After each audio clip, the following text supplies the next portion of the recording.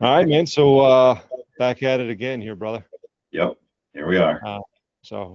Sneaking one in here before the holiday. You got any big Yep. plans for the fourth?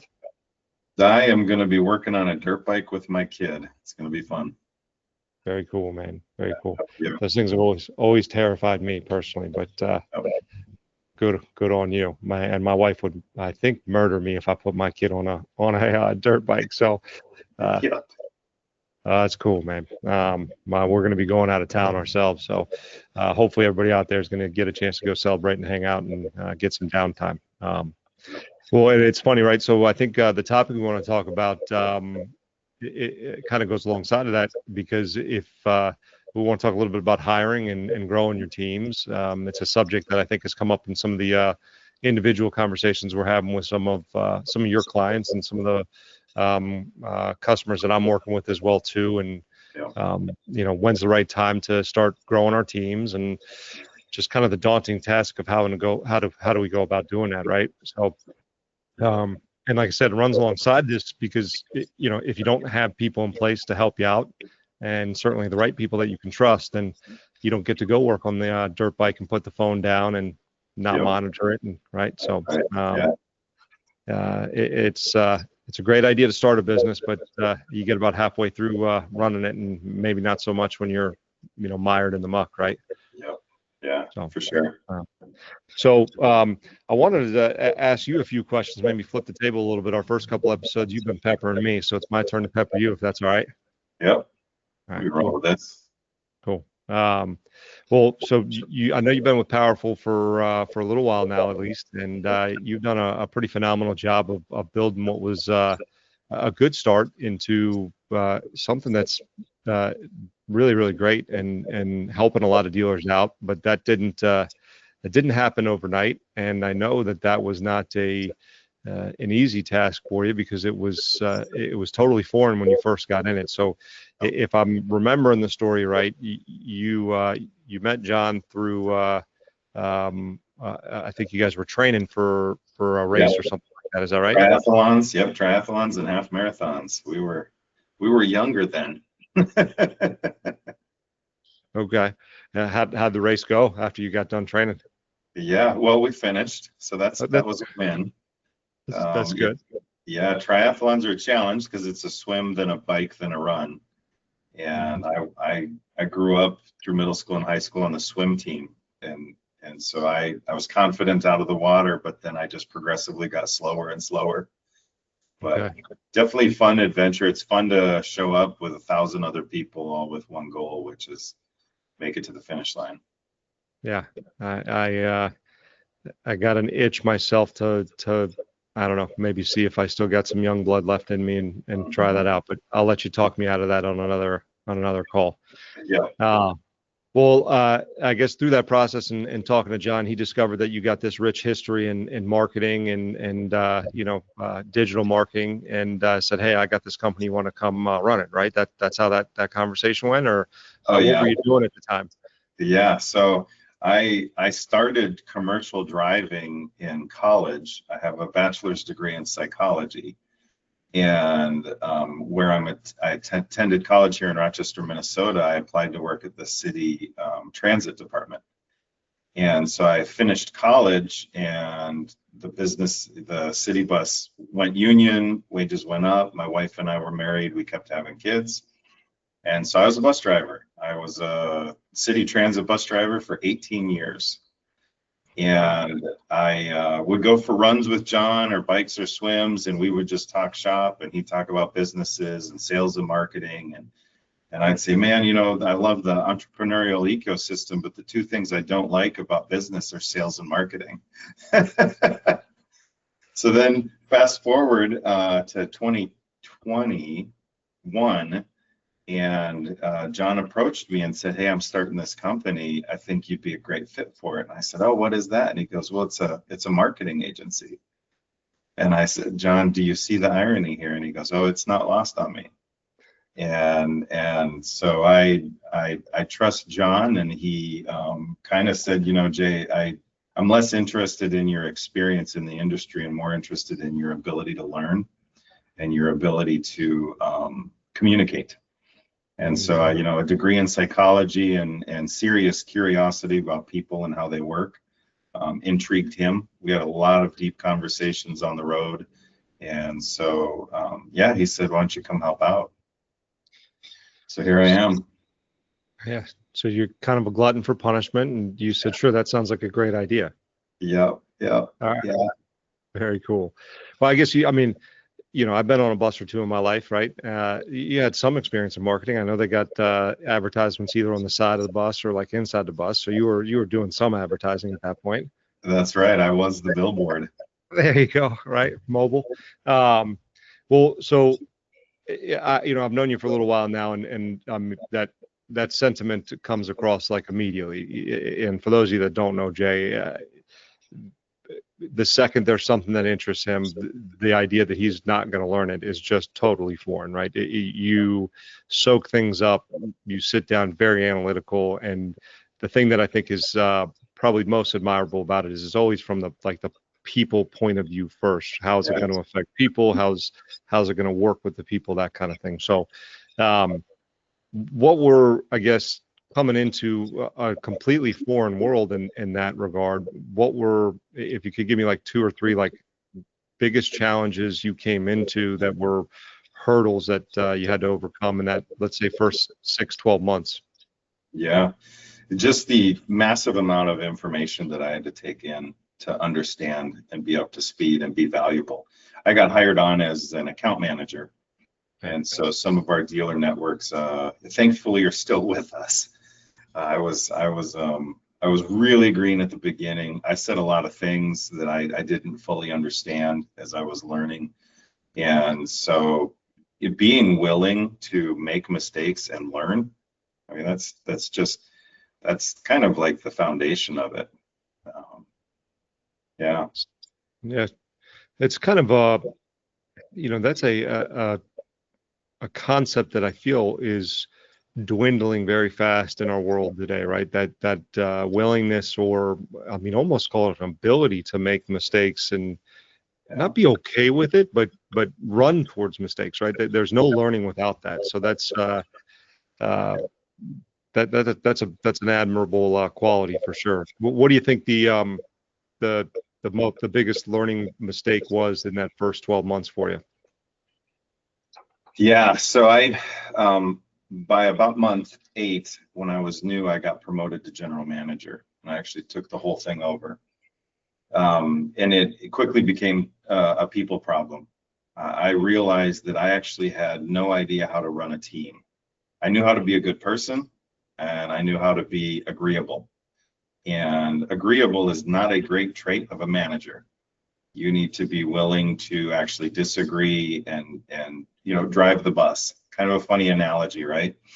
I was a bus driver of a physical bus, and now I'm a bus driver of an organization. And so translating, that analogy over, the bus driver is the one with access to the gas pedal and the brakes. Mm-hmm.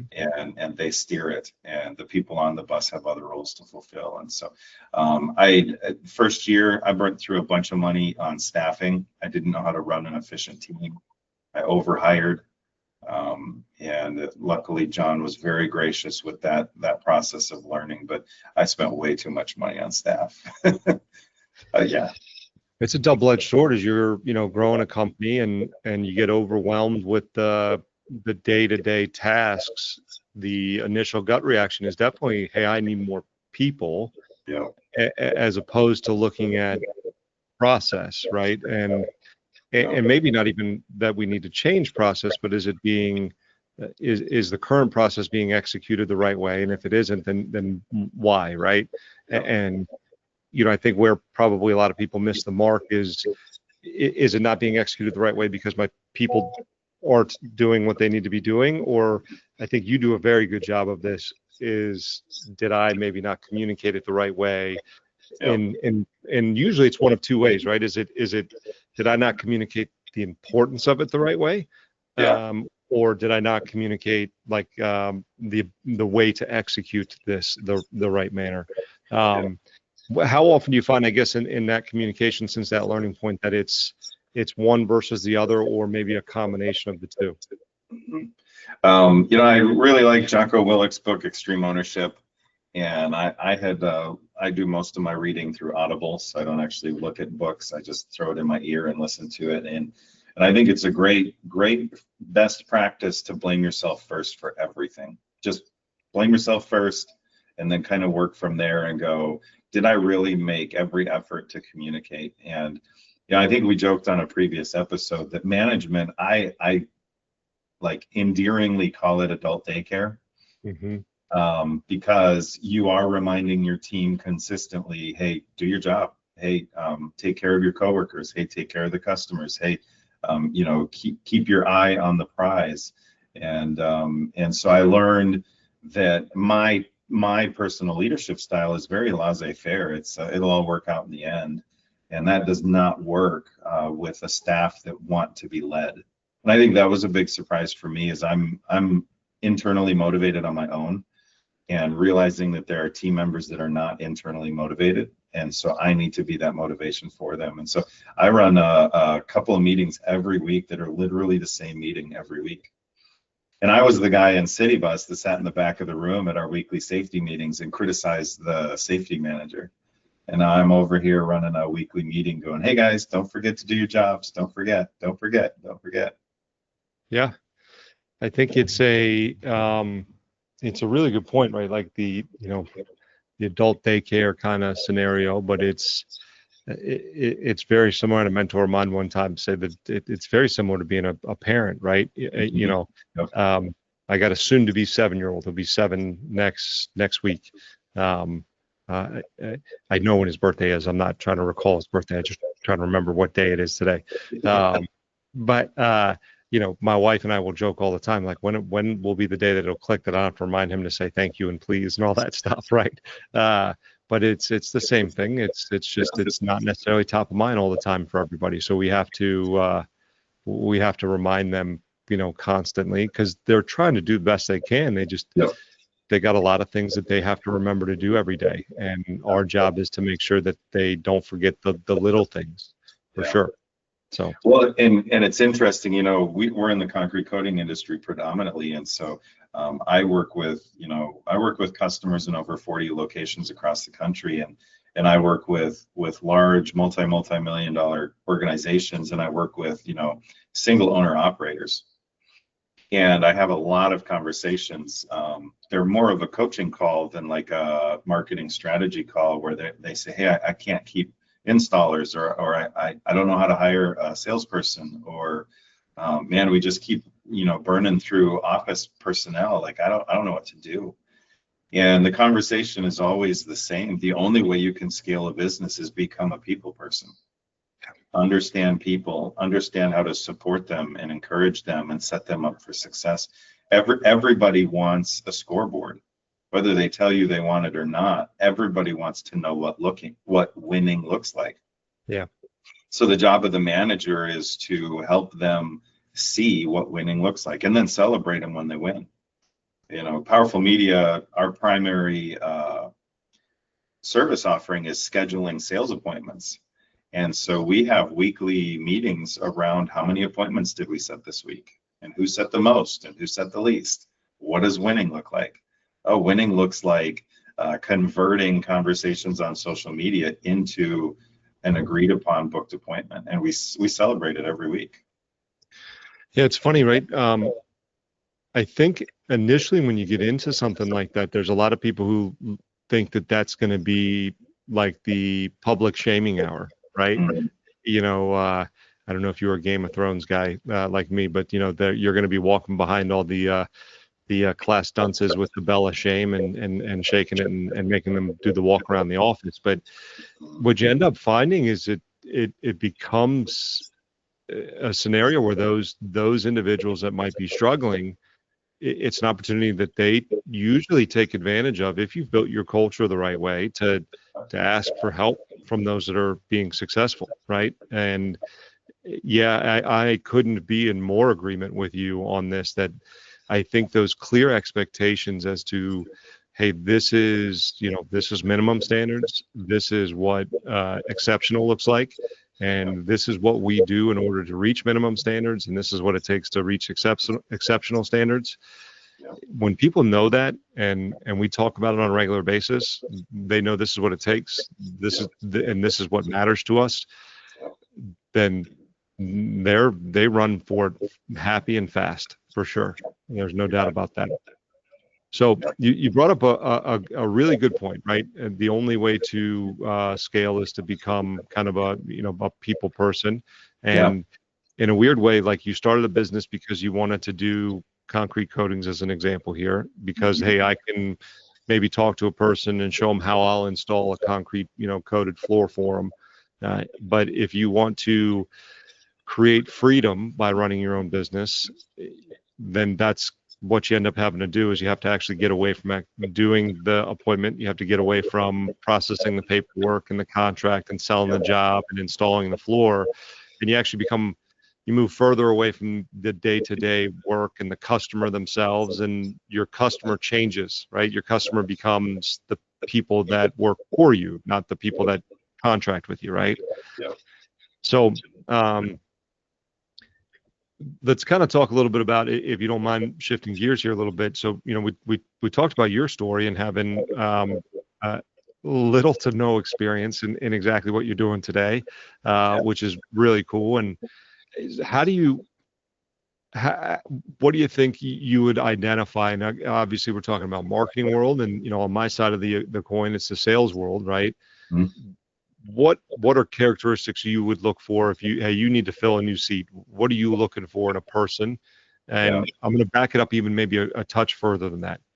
When do you know it's time to hire a new person? And then, okay, I need to go look for them. What am I looking for? Yeah. The people side of it is have really open, honest communication with your team and let them start giving you signs. The idea is that an employee wants to be given good work, and they want to feel like at the end of the day they accomplished something. And so show them what winning looks like. And when you see that they start struggling to win, if this is a team member that always wins and they're struggling to win, you say, hey, what's going on? And start solving it from them. And then know your numbers. Man, I got spreadsheets on spreadsheets on spreadsheets. And I track all of my team's results. I track all of my customers' results. I track the time it takes in Messenger on Facebook to have a conversation, look on a sales calendar to schedule an appointment and complete that process. And so I can extrapolate just on the data side of it. When we hit this number of appointments daily or weekly, it's time to hire. Know your numbers and have a relationship with your people. So here's a follow-up question to that. Do you start the interview process when it's time to hire somebody, or do you start the interview process when the light is yellow, so to speak, right? Yeah. Do you start that prior to needing somebody, I guess would be the right way to say it? Yeah, I think that once you are established enough, you should have a perpetual pipeline of potential hires. We always have 2 to 5 people in our contact list that had expressed interest at one point or another, and that they were serious enough that they say, I'm dead serious. If a position opens up, call me. I will quit my other job to come work for you. And so that always have those people. Good on Indeed for creating a platform to hire. Every time I get an Indeed bill, I just go, ugh. I'm paying these guys to just send me, 100 names that are not interested. And so build that pipeline, have it ready. And the other thing that I do actually is internally, I ask my team members for referrals constantly. Yeah. They know what it takes to be good at the job. And if they have a friend or an acquaintance that they think could do what we do, that's a conversation that's worth having. You're going to hire them anyway. They may as well be somebody they know, like, and trust, right? Correct. Yep. Yeah. I think it's funny. We were having this conversation with, I can't remember who it was now, but they're on the fence about, whether they got somebody that's going to work out, and they got business that's getting ramped up and getting ready to grow. And I might have to hire in a couple of months and have somebody available to run. And this is on the sales side. And And my next question to them was, how long does it take you to get somebody, fully up and running on the sales side? And they started, a couple weeks to train, and then, another probably month or two where I feel like they're running, pretty efficiently. And I said, okay, you're late. They should be in the door running now. Yep. And I think that's probably one of the bigger mistakes people make, no matter what the position is that they're hiring for. And you said it just a little differently maybe than I would say it is. You have to have a bench, and the only way you have to have a bench, or the only way you build a bench, is you constantly are recruiting. Yep. Constantly. Like, now I've always said I actually look at this like marketing, right? When I'm running, my previous roles as a vice president of sales and marketing for an organization, that was part of our budget, and I allocated it very similarly to the dollars that I allocated for marketing expense. This is what we're going to spend on recruiting. And I knew that it was going to feed our bottom line because it helps make sure that we don't miss a beat on the sales side. I have enough canvassers, I have enough events marketers, I have enough people to answer the phones. Like, we're never going to be without.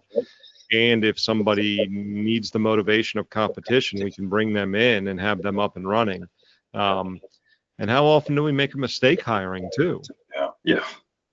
It's not a perfect science, right? So despite the fact that we have, and we'll talk a little bit about some of these, non-negotiables for us and disqualifiers, we're human beings too. It's not a perfect science, and just that bench is critical. So, if you're waiting for the day to come up where we go, okay, next week I need people to run appointments, or I need people to answer the phones, let's put an ad out there, you're probably 2-3 months behind.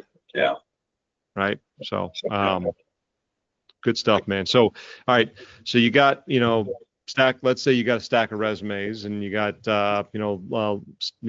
pile of interviews on the board for next week, and they come in and all go through your interview process. If you could give me, maybe we won't talk about like job specific, right? Because we want to focus on people here. Yeah. Give me, hey, this is 1 to 2, maybe 3. Like, I gotta see this in them, that in order for them to make my cut. And then, like, hey, if I see 1 or 2 of these red flags, it's like non-starter. Yeah. So because we're in the appointment setting side and marketing, they have to be able to talk on the phone. Our first interview is always a phone interview. I just need to see how clearly they communicate to me, how confident their voice is, what they sound like. And so it's a 30-minute to 45-minute kind of like surface level, what do you do for hobbies, like get to know them type of phone interview. I'm just listening to see how they sound on the phone. They got to be confident. Our second interview, they come into the office, and the biggest thing I actually look for is their ability to ask questions. Are they able to pause me and say, hey, hold on, can you speak a little bit more to that? Because I kind of walk through a day in the life of a position at Powerful Media, and I have a couple of screens open on my computer, and I show them what it looks like and show them some technology, and I kind of call it a fire hose for them. I just kind of fire hose them with what we do, because I'm looking for them to get, eyes wide open, or I want them to lean in. I want them to, put their finger on their chin. I want them to interrupt me and ask questions. One of our core values of Powerful Media is that we're perpetually curious. And when you think about hiring people for, culture fit, you have to start paying attention to, are the values that we profess in our company, are they being recognized even as early as the interview process? A red flag really is the know-it-all. If they just sit there and kick back and go, I'm like, you're probably not going to be a good fit for us, because we're in marketing. Things change daily. Yeah. I don't want to hire somebody that thinks that they'll have it figured out. Okay. I like that. Yeah.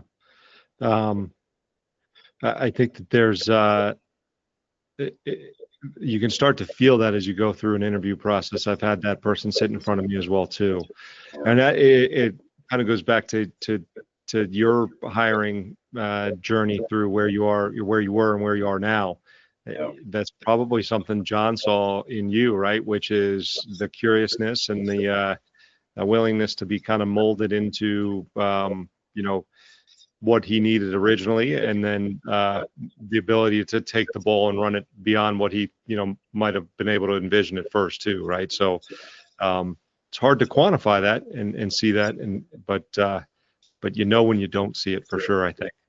Yep. Yeah. Yeah. Do you have any go-to questions? Do you have like one or two like go-to questions you ask in an interview process to get to know the person, I should say? Sure. Yeah. That's you kind of trapped me here because I've been handing the hiring off to Dylan. He's been taking care of this for me. Which is a good thing, because you got to, you know, again, as we I know. grow our business, you know, you Yep. shouldn't be interviewing everybody either, right? Yeah. Yeah, I do like to ask people, what gets you up in the morning? You know, what are you interested in? And I don't really care what the answer is. It can be riding their bike or feeding their dog or, you know, whatever it is. I want to hear them talk to me about what gets them excited. And I will speak to that. You know, when I had been approached by John to work at Powerful Media, I was not interested in marketing at all. But what I learned from that is the thing that gets me up in the morning is my love of learning. I love to learn. My Audible has 190 books in it, and they've all been listened to. Some of them like 3-4 times, right? Mhm. I'm an avid, you know, consumer of podcasts, and my social media is very boring. It's like learning, you know, posts, and Yeah. so I realized that the topic, which was marketing, wasn't actually as important to me as my ability to show up as myself.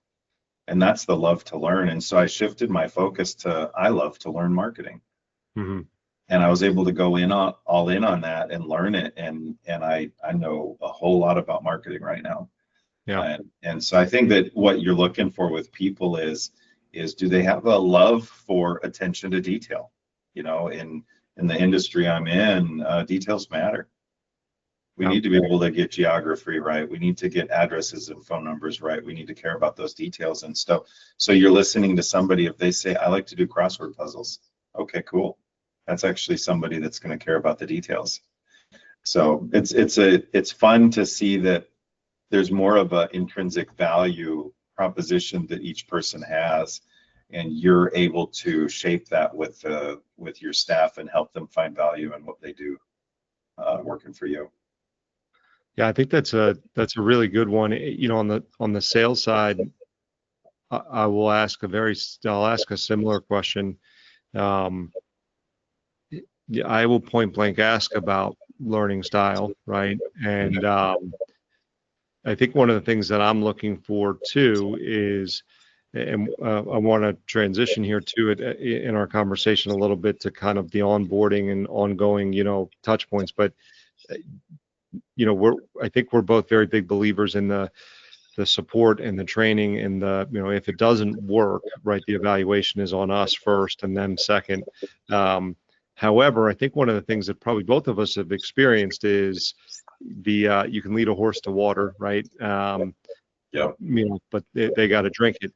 There's also the horse that constantly needs you to do the leading, right? And at a certain point, you know, you got to step back and ask, like, hey, you know, I'm looking at the same map that you have in your back pocket that leads us both to that water. Yep. When are you going to pull the map out and learn to read the map, right? So that's kind of a follow-up question, not exactly in that manner, that I will ask, right? Of, you know, okay, so, you know, talk to me a little bit about your learning style. And one of the things I think is really important in our industry in particular, which is very fast-paced, Yep. and answers are needed immediately, Yep. right? So we need people in our world that not only are hungry to learn, but are hungry to discover answers, not hear answers. I think that that's a challenge that a lot of us are used to in the Google era, is I can go, you know, how much is this and how does this work? And then like something spits an answer out to me. Yep. We don't necessarily digest the information in that manner. Like you're talking about listening and reading and hearing, like you're taking that information in. and then doing another thing where you're, oh, I want to learn more, and doing the second and third and fourth layer of that. So any question you can ask, I think, that does that follow up to that is really, really powerful, whether it's a marketer or a sales rep or an installer, right?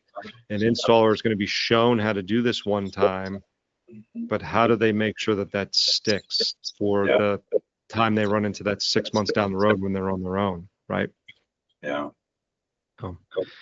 So easily, it's one of the largest expenses on the P&L, right? Yeah. Hiring, recruiting, onboarding, right? And then worse yet, it gets way more expensive when they walk out the back door, 6, 7, 8 months later. So where do you think, let's start there. Where do you think that revolving door starts? Do you think it starts in onboarding, or do you think it starts in that transition from onboarding, or do you think it happens kind of in that third stage, like after that, like, what I would call like offboarding scenario, where you're coming out of training and then you're just in the real world running after that period of time where you're in that probationary period or whatever you would call it? Yeah, I like the hire slow, fire fast. Most of my revolving door is in the first like 3-4 weeks. I have a couple of real good markers of ability, and one of the things I say with new hires, the day that they fill out paperwork, I say, listen, this job is not for everybody. At Powerful Media, we believe in being honest. To quote Brene Brown, clear is kind, unclear is unkind. That being said, I am going to be fully transparent with you if I think you're a good fit for our company, and I give you full permission to tell me to kick rocks.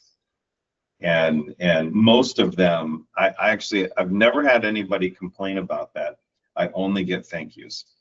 I get people saying, thank you for giving me permission to be honest with you. And I've had, in the last 6 months, I've had a couple of people about 2 weeks in say, hey, Jay, I'm really sorry, but I don't think this is a good fit for me. And they were doing okay. Like, from my perspective, they were checking the boxes and getting their work done. And I mean, shoot, I wanted to give them a hug. Yeah. Thank you so much for not sticking around 3 months and hating it and quitting. And so for me, I want that revolving door to be at the beginning as best I can.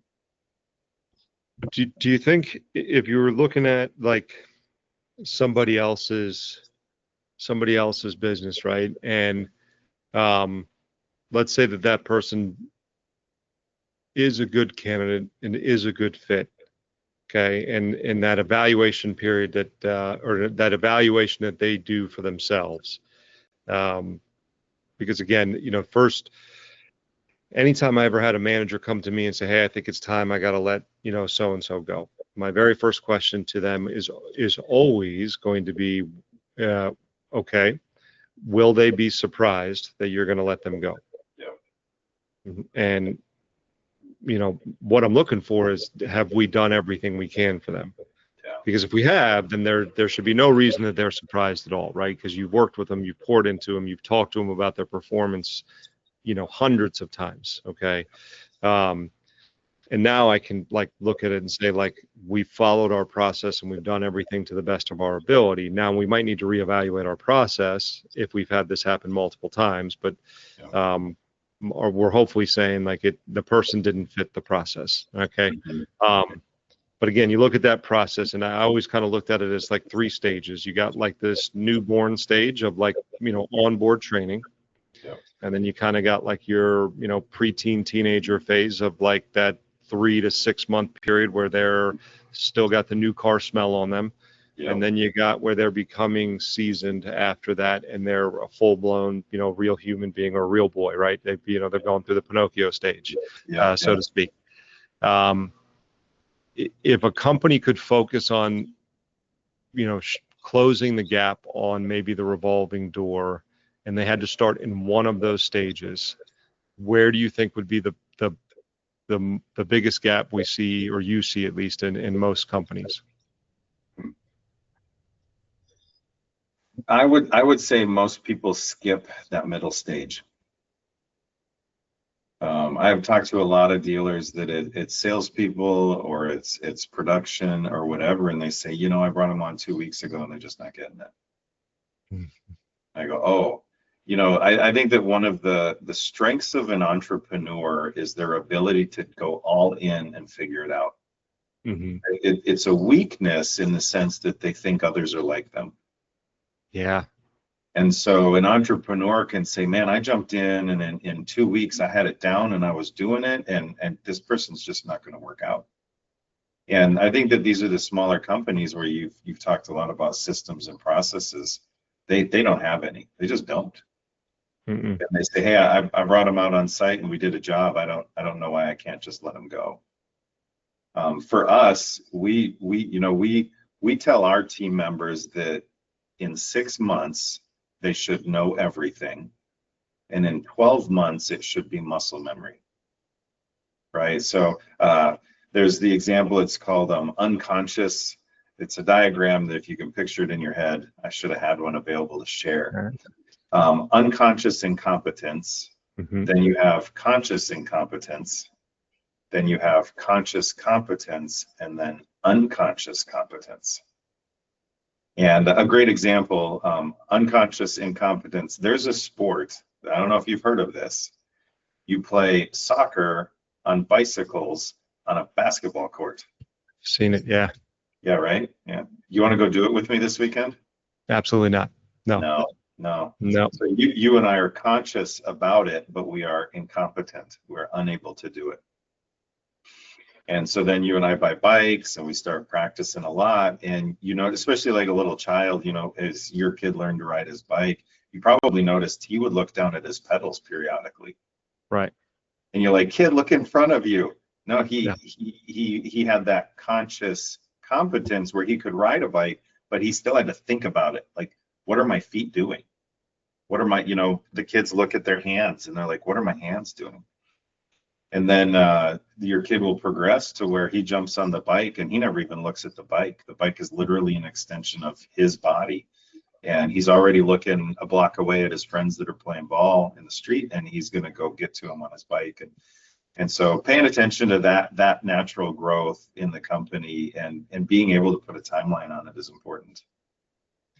Yeah, it's a great point. I mean, I think that there are, I think it's for sure. I mean, it's for sure in those first two stages, right? And usually there's warm and fuzzy hello and some sort of like, yeah, you don't know what you're doing, so let me show you a little bit about what you're doing. I think that there are a lot of companies that could still do a much better job of organizing their training and onboarding. To your point, some of these, entrepreneurs or newer, companies that are growing, maybe you take for granted how much you had to work around some of the things you didn't know, 2 years ago when you first got started, and you just figured it out or made it work, right? Yep. But then you look at that, like I said, I refer to it as kind of offboarding from training. You have onboarding and then offboarding. A good friend of mine, that was a big focus when I was at a company, several years ago, was we had a real high new hire turnover rate. And where we found was it was in that like 60 to 90 day time frame, and we got done with training at the 60-day window.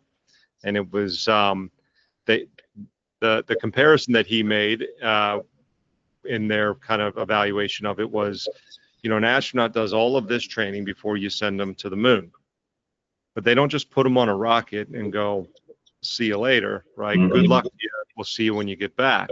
Yeah. So they're not just floating around space on their own. They have what? They have mission control, where there are, hundreds of people that are there to help support like every little thing, down to like the tube of food should do this for you, right? Kind of thing, and answer questions and all of the stuff. So, and like, we're talking about them like being responsible for our livelihood, and we're just going like, don't have time for you anymore. Yeah. On to the next thing. So, yeah, I think having some structure there is critical, and it's way overlooked. And one of the things that we talk about, today, or we've talked about today, is how much did it cost you to get that person in the door? How much did you miss because you were waiting for that person to get in the door? On top of it, and how much are you going to miss again when they walk out the door because you likely stopped recruiting again? Yep. So Yeah. it's interesting stuff for sure.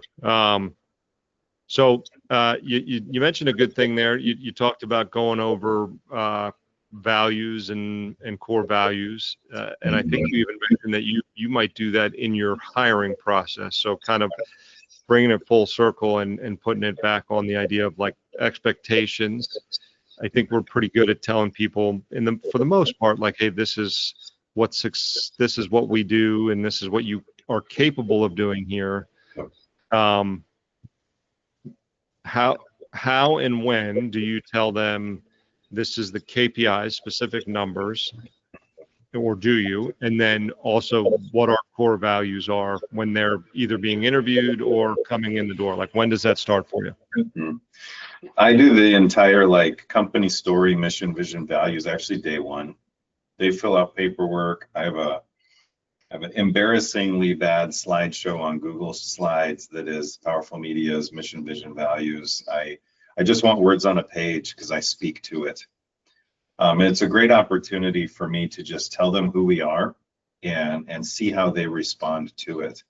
You know, in sales, you have a sales manager, they do ride-alongs, they do follow-ups, you know, they do weekly meetings. My position here is a little unique because all of my team members share the same workspace. They're all in the same inboxes of our customers. And so one of the things that I do really, really forcefully is I say, you are sharing the same kitchen as everybody else on the team. And if you leave it a mess, you're leaving a mess for the next person. And so I talk to them a lot about it being a team effort. And I know that production can do that as well. You know, it's you're sharing trucks, or you're sharing trailers, or you're sharing, you know, equipment. And so right off the bat, it's mission, vision, values. This is who we are. Seth Godin, a prolific marketing author, his phrase that I absolutely love is, people like us do things like this. And so I use that a lot with my team, is if you work at Powerful Media, you will be curious, or you will be an effective communicator. The KPIs actually come after they understand what the KPIs are. It's pretty basic. You know, I don't have a real strict process of making sure they're hitting their goals. It's kind of one KPI. During your shift, you hit these numbers. It's pretty basic. It's easy for them to see, and it's easy for me to have a conversation with them. I do monthly one-on-ones with everybody still. And so in that one-on-one, if there's an opportunity that needs to be addressed, you know, positive or negative, I do it there. But what I've found is I actually use those one-on-ones to just talk to them about how they are. How are your dogs? How are your kids? I've got an employee with twin girls in high school, and we talk about prom, and we talk about boyfriends, and right. And just being able to connect with them on that level, it means that they keep showing up and putting up their best for me, which I just really appreciate. Yeah. You can't fake that stuff, right? You got to be genuinely invested in it for sure. Because one-on-ones are critical. I think people forget to do those, and you know, I'll set them up. Do you have those pre-scheduled on your calendar, like non-negotiable? It's here. Yep. Every month, it's on everybody's calendar. We all know. Yeah, and there's nothing overtaking that. No, and the thing is they're 15 minutes. Mm-hmm. I don't give everybody an hour. Mm-hmm. And 15 minutes is enough to quickly reconnect, check in with each other, see how you're doing. Yeah, it's been great. Yeah, those are important. I think that they're, you know, the day-to-day of running your business or running your team, even if you're just a, you know, not just a, but if you're a sales manager or marketing manager, it's a million things that can get in your way and overtake your day. So you have to have those things pre-scheduled and a calendar invite already there. Otherwise, they'll get pushed to the side, and that's not a meeting that's getting pushed to the side. That's a person that's getting pushed to the side, and that's how they feel about it for sure. So it's really, really important that is how that goes for sure. So last, I guess, thought here for me, or last like question here for me. When you're looking at it, right? So if you had to say, okay, we've come a long way, and I don't know even remember if I asked, how long has it been now that you've been with Powerful? March of 21, so 4.5 Okay. years ish. Yeah. 4.5 years. So, Yeah. just at the start of COVID, right? Oh yeah. It Perfect was. time to get started in a new gig where you know little about it. Yep. Yep. It Perfect. was something else. Yeah. Um, if massive growth in that time, and so as a lot of people and companies that you've been able to have positive impact on. Um, your biggest accomplishment personally in that time in your professional life, thing you're most proud of over that period of time? Yeah. Because I'm people first. I've got low turnover rate. I've got staff that's actually been with me the entire time. And I have heard from many of them, you're the best boss I've ever had. And I think that for me, that's the thing that excites me the most. Number two would be spreadsheets. I know nothing about spreadsheets. And I figured out how to build some very rudimentary spreadsheets to track everything we do in the company. And so I could have anybody walk in and I could show them what we do pretty quickly at a glance. So yeah, people and then spreadsheets. Yeah. It's funny, they do go hand in hand, right? A spreadsheet, I think, is the start of a story, and the people are the meat of it for sure, and they're the color in the story. So you can get an idea that there's something going right or something going wrong at the top of it with your spreadsheet, and you got to dig into the person to find out maybe why Yeah. with it at that point too. So, Yeah. well, we've covered a lot of stuff and been at a high level with some of this conversation. There's certainly a ton more that we could dig into, and a lot more process and system and data and spreadsheets that we could go over Yep. in that regard. If you watch this and you want to know a little bit more about it, or you got some more interest in talking about one particular part of this, reach out to us and be happy to dig into some stuff. I know that this is a very daunting task about when is the right time and how do I go about the process, what the interview questions are, or should I, maybe part ways with this person, that kind of thing. And Jay and I've been there before for sure. And we'll be there again. It's not a cycle that ever just kind of stops. So Yeah. that's it, man. I think we covered some good stuff today. Yeah, I think we did too. Yeah, absolutely. Good stuff, man. Always good talking to you. Yeah. Yeah. Good. Cool.